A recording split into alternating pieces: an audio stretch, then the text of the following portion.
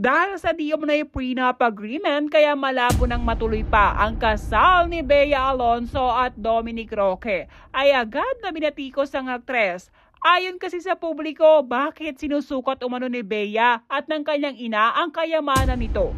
Gayong mukha namang hindi pera ang habol ni Dominic sa kanya.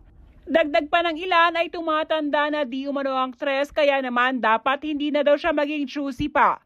Pakiramdam ng ilang mga netizens ay talagang si Bea Alonzo na daw talaga ang may problema. Hindi ang mga naging karelasyon nito, katulad na lamang umano ni Sanjo Marudo at Gerald Anderson.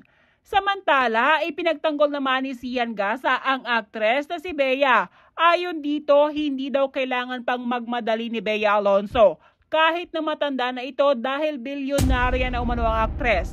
Kahit 55 years old na daw ang aktres, kaya pang magkaroon ng anak sa dami ng pera nito.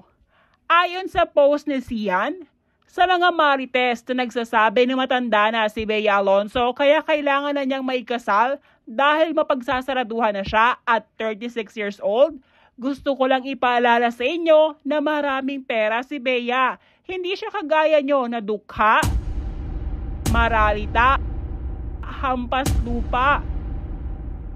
Kaya kailangan maikasal agad bago mapaglipasan ng panahon. Kahit 55 years old na si Bea ay may kakasal pa rin siya dahil siya ay isang bilyonarya. Huwag niyo siyang ihantulad sa mga kagaya niyong purita.